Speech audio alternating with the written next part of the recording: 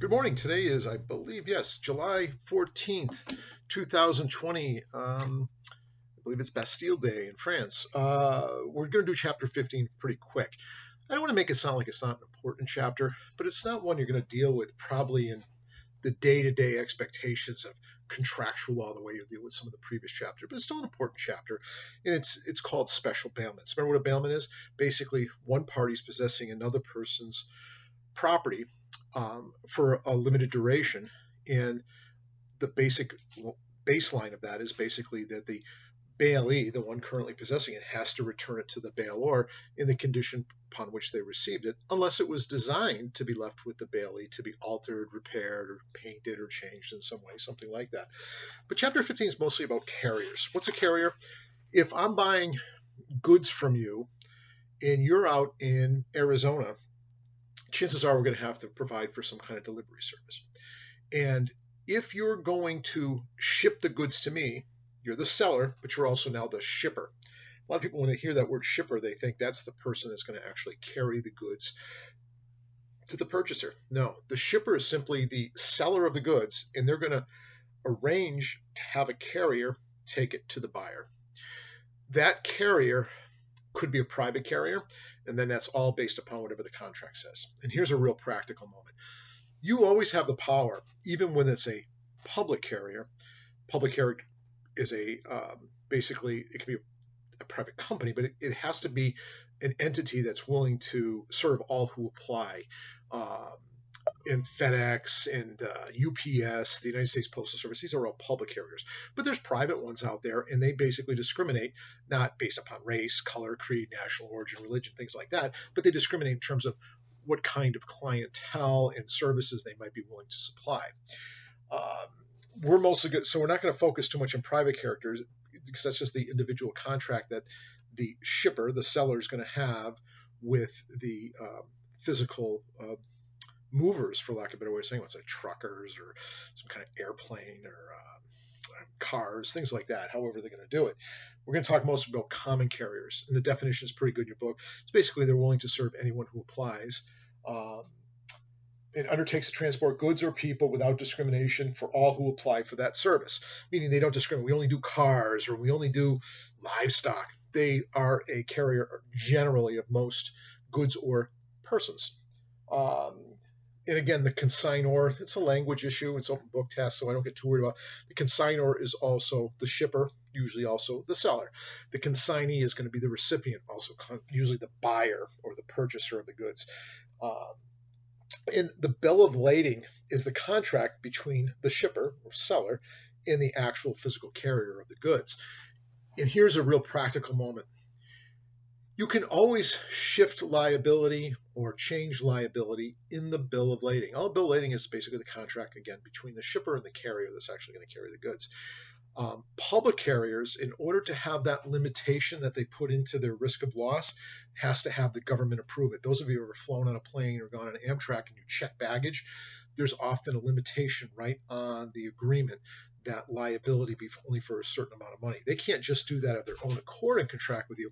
They have to get the government's permission to do that. Common carriers need to be able to basically have a check on them by the government to make sure it's fundamentally fair.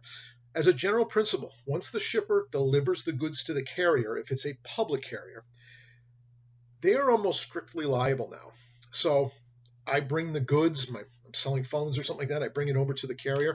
If it's a public carrier and something happens during transport, I am not going to bear the risk of loss, nor would the buyer bear the risk of loss. Who would? The carrier would, unless it meets the 5 exceptions. And the book does a nice job of this.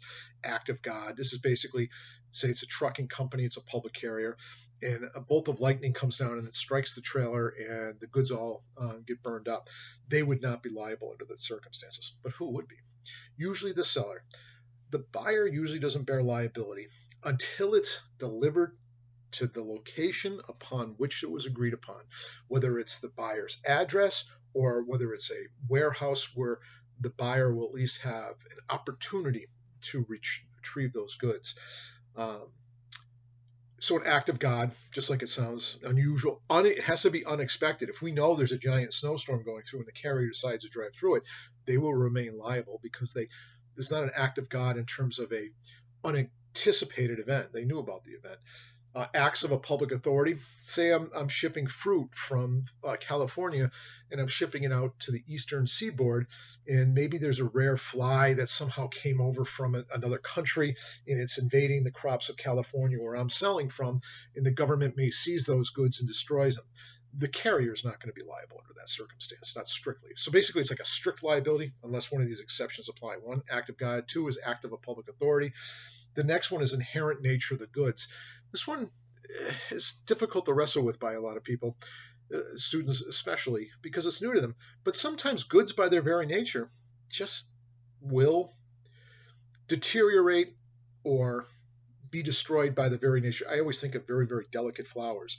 No matter how well we pack them, no matter how well we put them in the carrier's possession, and no matter how well the carrier takes care of them, sometimes a certain percentage of the delicate things like orchids will likely perish in transport. That's true of also livestock. A lot of people are surprised, but there's an expectation that a certain number of livestock won't make it from point A to point B over a long distance trip, just because animals in transport don't always do so well, no matter how well the carrier tries to provide for them. Inherent nature of the goods. Some things just spoil. And again, another practical moment. What do you want to do when you're dealing with this?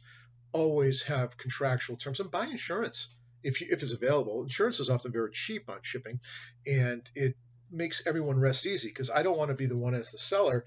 If I put goods in the possession of the carrier, something happens along the way, and the buyer comes up and says, "Hey, where are my goods?" And I said, "Hey, I sent them off." Now I might have to go after the carrier to be made whole.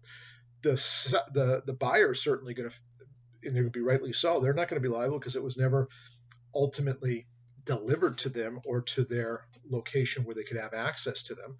So they shouldn't be liable. And now I'm on the hook. So how do we prevent all that?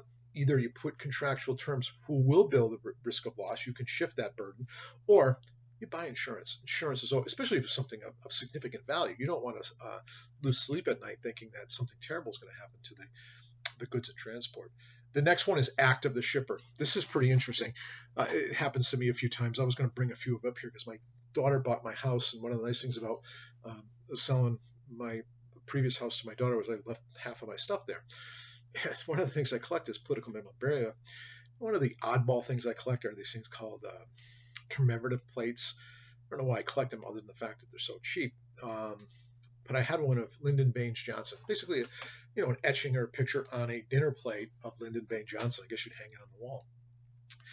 And I remember going to pick it up at the post office when I came in, and it was one of these yellow sort of envelopes, 11 and a half by 17, kind of a long square yellow, and I didn't know what it was. I thought it was some legal document from my law practice, and I picked it up and I could hear all this clinking and clanking and basically broken ceramic sounding things inside the envelope. And I remember opening it up, and all there was a significant amount of dust, a lot of broken sections of plate, and I actually could make out Lyndon Johnson's image in one of the sections of that had survived. And all I was thinking right away, I think I paid $3 for it. It wasn't a big deal to me, so there was no need to worry about insurance or anything like that. But is that act of the carrier? Was it the post office that screwed up?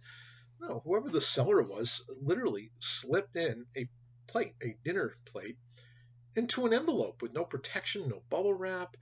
It's not the fault of the carrier. The carrier should be excused because it was an act of the shipper in poor manipulation of how the goods should be ultimately delivered to the carrier. And the carrier doesn't always know. They get a package.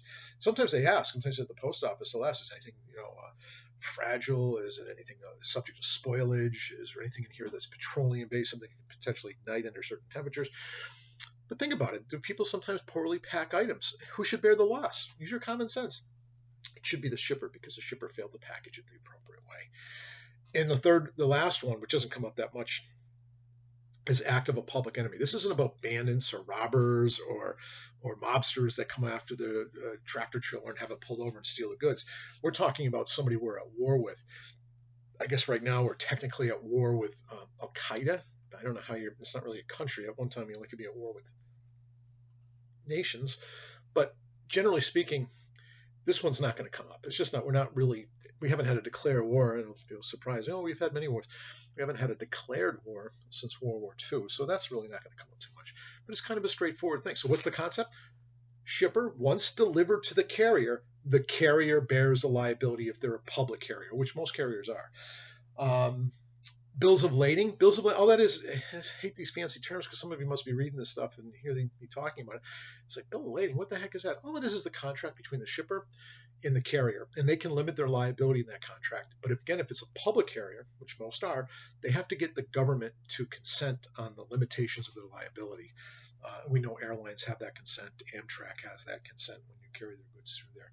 A straight bill of lading, that means if I say, okay, I am sending this to Jane Doe. If it's a straight bill of lading, only Jane Doe can receive those goods at the other end of the destination.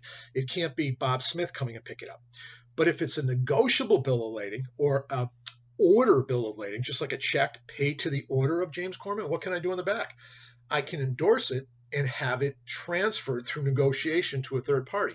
That's what's known also as a negotiable or an order bill of lading, where it says, shipped to the order of James Corman. Well, that means I can come pick it up, but guess what else I could put right on it? I could sign that bill of lading, deliver to Jane Doe or Martha Corman or some other person or entity, and that's negotiable. Not a big deal, but I guess you should know it. Common carriers of people. This is an interesting one. I got a quick story for you here. They owe the highest degree of care in transporting people, but it's not perfection. And I have to say the case law has kind of come down on this to be basically they owe a duty of reasonable care in transporting human beings from one place to another. The MART bus near Gardner campus, for example, that's a public common carrier of people. Did that mean they have to supply you a seat? This surprises a lot of people. No, they don't have to supply you a seat because that's not considered necessarily to meet the standard of reasonableness. That's why when you stand, you have those poles and hooks and things that you can hold on to. Anybody's ever read rode the MTA up in Boston or the subway system and all those things, oftentimes you're caught standing.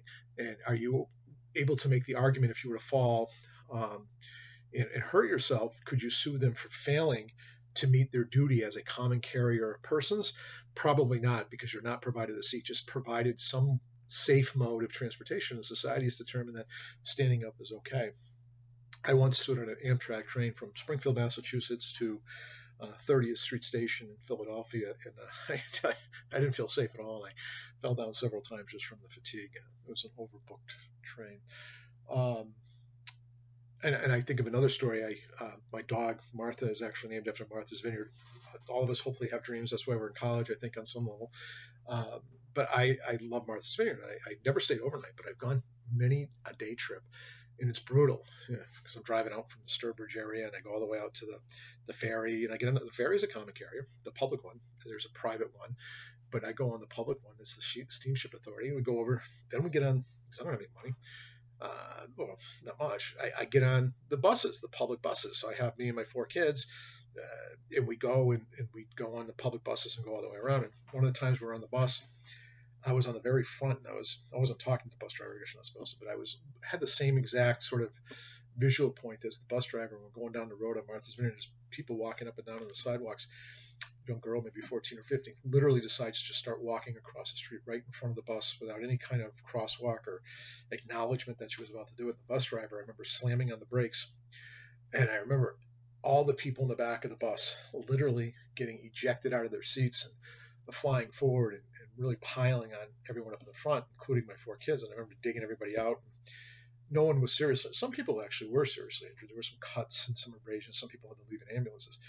But I remember digging out 3 of my kids. I'm like, oh, thank God. Then all of a sudden, I remember I had a 4th kid. The youngest one at the time was probably 5 years old. And he was buried under some elderly people. And he came out with a bloody nose. And I don't know. I shouldn't be laughing at this, but it was funny because I actually, I don't know why. I guess I blanked out myself. Thought I only had 3 kids with me when I had 4. So I got him out. And I remember my oldest son, who at the time was probably, 13 or 14. And all I kept saying was, Dad, you're going to sue the bus company. You're going to sue the bus company. You're going to sue the bus company. And there was 2 problems with suing the bus company. One problem was they did nothing wrong. They drove reasonably. They actually saved the girl's life when the bus did not hit the girl that crossed right in front of her, but she actually fell over with her bike, and the bus kind of went over the top of her, making no contact. She got up and rode away, scared. I can understand that she was a young girl. The bus driver wasn't at fault, so that's the first problem. What if the bus driver? Um, that's a clear case of saving a human life, and it's a very reasonable type of behavior. But even more so, people might argue, if they read this in the book, that they owe the highest degree of care. They're almost like an insurer of the persons, and if persons get injured during the course of transport, the carrier is going to be liable. That's not true. You have to prove negligence, the failure to act as a reasonable, prudent person would as the carrier of human beings, and that the guy certainly did. My kids still talk about it all the time, that trip back in the day. Now that things are a little bit better, I actually bring my vehicle over because the kids want all their stuff in the SUV, and we pack a ton of stuff, and that way I don't have to stop at as many restaurants along the way. Duty to provide reasonable accommodations. Again, you don't not necessarily do a chair, believe it or not, but it has to be reasonable protection.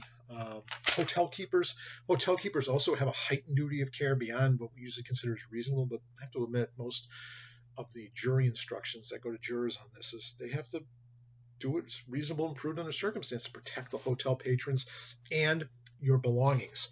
Now, because there's been a lot of historical lawsuits over people coming into hotels and say, I had a $5 million diamond necklace, or I had a ton of money and I put it in my hotel room, and I come back after dinner and my stuff was stolen, I am now going to sue the hotel because they didn't keep my goods in their utmost care.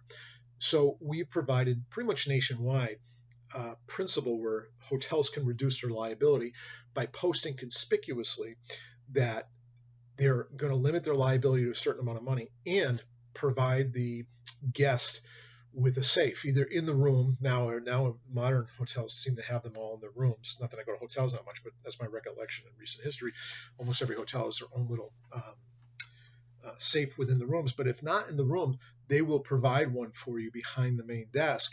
And there you're supposed to basically harbor your goods and your valuables and your money there. And if you don't, then they're alleviated under this common law principle to being strictly liable for loss or damage to your personal property while left in your hotel room. So again, it's kind of a reasonableness standard. It's pretty a duty to serve all. Don't get carried away on that. Yeah, they can't discriminate on race, color, creed, national origin. Anybody that comes in, if there's a room available, they have to rent it to them. But obviously, if someone comes in drunk or intoxicated or unruly or disruptive, the hotel management has the right to protect the current guests from having their senses and their well-being basically affronted to by unruly, intoxicated, or inappropriate behaving people. So serve all who are going to basically behave civilly. I guess we've got a better standard there. Duty to protect guest property. I'm not going to talk about the hotel leapers lien. It doesn't come up too much. So you say you're staying there for a week and you owe some balance and you basically skip out and no pay. And if you left some of the luggage behind and some clothing, they have a right to hold that. And for a period of time, they can actually sell it off later to help satisfy their hotel keeper's lien. It doesn't come up that much. Straightforward chapter, kind of dry, kind of boring. And what's the big thing I want you to get out of it? If you're the seller or the buyer of the goods, make clear who's going to bear liability during that transportation phase, if there is one involved. And just buy insurance. And if you're the seller and say, I don't want to buy insurance on this thing, I'm not making that much of a profit, say to the buyer, I'll sell you this good for X number of dollars, and I'm going to require as part of the purchase, you must buy insurance to the value upon which you're buying it in case something happens. It's all negotiable. You could put any of these kinds of clauses in the contract. It'll make you sleep easy. I know most of us don't do it, but on a bigger contract for a very expensive thing, I have a friend of mine who's into cars, and he occasionally spots one cross country. And there's companies, they're not public carriers or private, but nonetheless, these private carriers will bring the car from California back to Massachusetts, same with boats. What do you want to do? You want to put in the contract who's going to bear the risk of loss between buyer and seller. And what else do you want to do? You want to put in who's going to buy insurance, and you're going to make sure somebody does have insurance on those goods so everyone can sleep easy. Usually insurance for something like that is pretty reasonable. It's not so prohibitive that we can't afford it. It's money well spent on a very high valued item. So keep that in mind. Hopefully this video was a little shorter. It's a little bit short chapter. Chapter 16, I believe, is somewhat similar. It's a whole new part, but it goes into sales. I can probably get through that tomorrow, I hope. Otherwise, try to have, say, good weekend, but we're only on Tuesday. But have a good day, and we'll talk again soon.